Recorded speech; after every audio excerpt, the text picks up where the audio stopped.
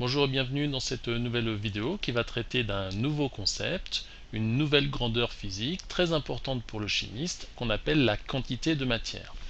Jusqu'à maintenant, en chimie, en seconde, nous avons manipulé surtout des masses et des volumes.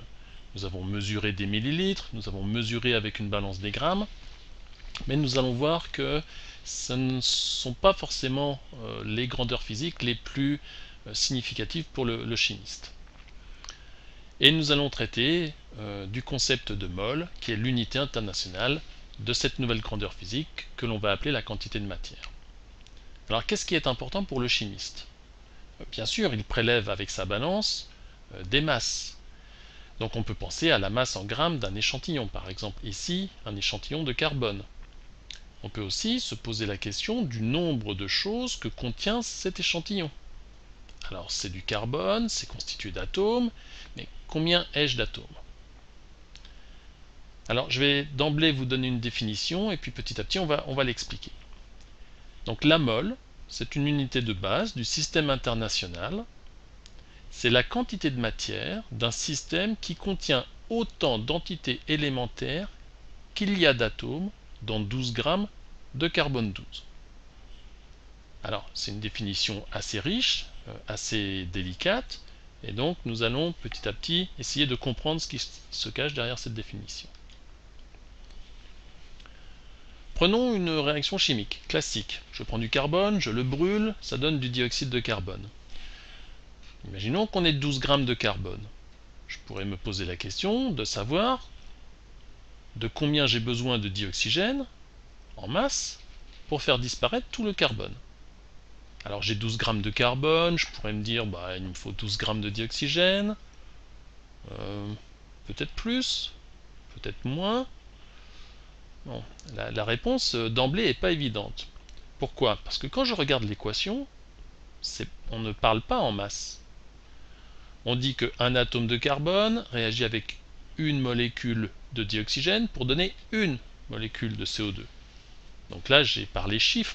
J'ai dit un atome de carbone, une molécule de dioxygène. Donc il ne s'agit pas de masse, mais de nombre. Alors dans cet échantillon de carbone, j'ai combien d'atomes? Mais j'en ai beaucoup, puisque la masse d'un atome de carbone, c'est ici donné 2 10 puissance moins 26 kg. Vous imaginez le nombre d'atomes qu'il faut pour avoir 12 grammes de carbone? C'est énorme. Alors on imagine le savant, le savant fou, le savant harceleur, qui demanderait à sa préparatrice de préparer 602 000 milliards d'atomes de carbone. Alors bien sûr, on peut imaginer commencer à les compter. Bon, on n'a pas fini. Mais en fait, la définition de la mole va nous montrer que la réponse à cette proposition, c'est simplement de préparer une mole de carbone.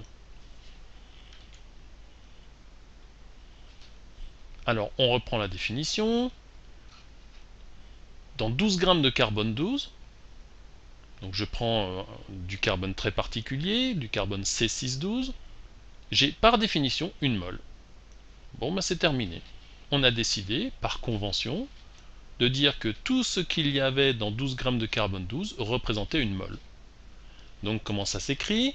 Je dis que la quantité de matière, c'est quelque chose de nouveau, ça s'exprime en nombre de moles, et pour cet échantillon de carbone 12, puisque c'est la définition, eh bien j'ai exactement une mole. Alors, si je prends d'autres échantillons, comme par exemple 18 grammes d'eau, 32 grammes de dioxygène, ce qui correspond à un certain volume de gaz, à peu près 24 litres, eh bien, le point commun de ces trois échantillons, c'est qu'ils renferment exactement le même nombre d'entités élémentaires. Ici, ce sont des atomes de carbone, j'en ai 6,02 10 puissance 23. Là, ce sont des molécules O2, j'en ai 6,02 10 puissance 23. Et là, j'ai 18 grammes d'eau, j'ai 6,02 10 puissance 23 molécules d'eau. Pour tous ces échantillons, leur quantité de matière, en carbone, en dioxygène, en eau, vaut une mole. Alors, comme c'est valable pour n'importe quelle espèce chimique, si je dis que mon échantillon contient une mole, alors elle aura toujours 6,02 10 puissance 23 entités. Alors ce nombre a été découvert au début du XXe siècle. On sait depuis le XXe siècle que 12 grammes de carbone 12 renferment ce nombre-là d'atomes. Alors notez que c'est gigantesque. C'est normal puisqu'un atome, ça a une masse très faible. Alors si on prend différents exemples, alors on va revenir sur le carbone 12. Si je prends la masse d'une mole, par définition, la masse d'une mole de carbone 12, c'est 12 grammes. Pour le carbone, c'est pas tout à fait pareil. On voit que la masse d'une mole d'atome de carbone, c'est un petit peu plus que 12 grammes. Alors pourquoi? C'est parce que dans la nature, si je prends du carbone au hasard, il n'y aura pas que du carbone 12. Il y aura les isotopes C613, C614, bref, des noyaux de carbone qui possèdent un peu plus de neutrons. Toujours 6 protons, parce que le carbone, c'est le 6e élément de la classification, donc on aura toujours Z égale 6, mais on aura 6 neutrons, 7 neutrons, 8 neutrons, etc. Donc on aura différents isotopes. Donc la masse molaire du carbone, elle prend en compte ces isotopes et elle est un petit peu plus grande que 12 grammes. Alors on simplifiera, hein. On dira en seconde que la masse molaire du carbone c'est 12 grammes par mol. Pareil pour l'hydrogène, la masse d'une mole d'hydrogène c'est 1,008 grammes. L'oxygène 16 grammes, 14 grammes pour l'azote, 23 grammes pour le sodium, etc. Alors on parle de masse atomique molaire. C'est quoi la masse atomique molaire? Vous avez ici la définition. Eh bien c'est la masse d'une mole d'atomes de cet élément chimique, en prenant en compte la diversité des isotopes qui existent pour cette espèce chimique.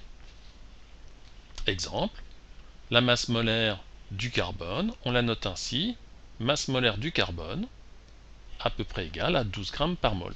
On ne les apprend pas par cœur, elles seront toujours données dans un énoncé.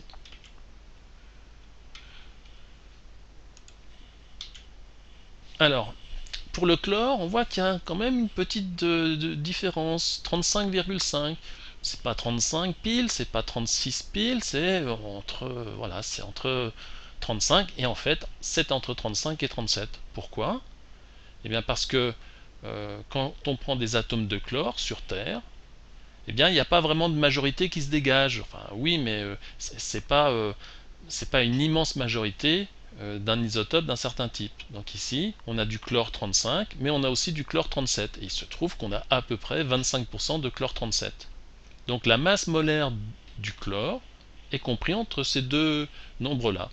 Et en fait, si on fait un calcul, eh bien, on est plus proche de 35 parce qu'il y a 75% d'atomes de chlore qui sont des chlore 35, et la masse molaire du chlore, c'est 35,5 grammes par mol. Alors pour les autres éléments chimiques, mais il suffit de regarder des tables, on n'apprend rien par cœur, on ouvre son livre, et à la fin du livre, on a pour tous les éléments chimiques, là ici on a les métaux classiques, eh bien on a la donnée de la masse molaire atomique. Exemple, je cherche la masse atomique du fer, je regarde dans la table, j'ai 55,8 grammes par mol. Alors on retrouve notre savant fou, notre harceleur, et là en fait il propose à la préparatrice de préparer 602 000 milliards de molécules d'eau. Alors c'est un petit peu plus difficile, c'est un petit peu plus délicat, mais on va voir qu'avec un peu d'habitude, on trouve instantanément, ou du moins rapidement, que c'est 18 grammes d'eau. Alors comment ça marche? Et bien maintenant on va inventer la masse molaire moléculaire. Qu'est-ce que c'est? C'est une masse molaire. Donc c'est la masse d'une mole de quoi? Et bien si par exemple on prend de l'eau, l'eau c'est constitué de quoi? De molécules d'eau. Donc quand on va parler d'une mole d'eau, qu'est-ce qu'on aura? On aura une mole de molécules d'eau. Et c'est quoi une mole de molécules d'eau? C'est toujours ce nombre 602 10 puissance 23. Donc c'est une mole. Alors, dans une molécule d'eau, il y a quoi?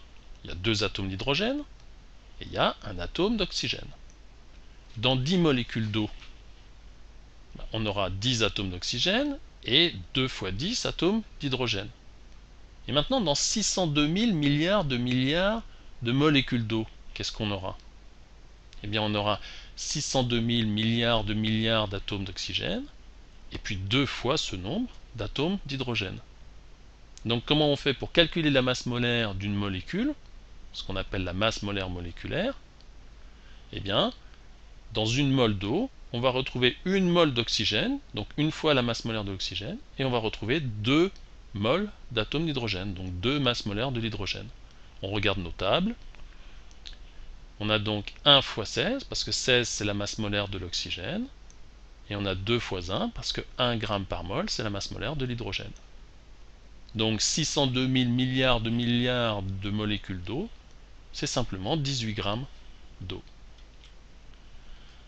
Alors un peu plus dur, si maintenant je prends de l'éthanol, l'éthanol est une molécule plus grosse, donc évidemment si je prends une mole de molécule d'éthanol, eh bien cette mole aura une masse plus importante.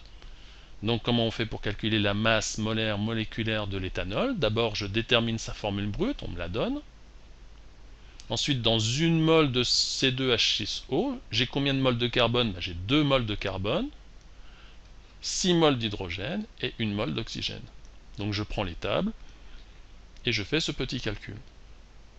Et combien y a-t-il de molécules d'éthanol dans une mole d'éthanol? Toujours ce nombre-là, 602 10 puissance 23. Parce que par définition, il y a dans une mole d'espèce chimique autant d'entités qu'il y a d'atomes de carbone dans 12 grammes de carbone 12.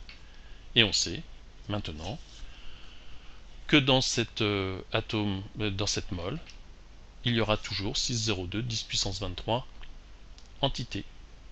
Je vous remercie.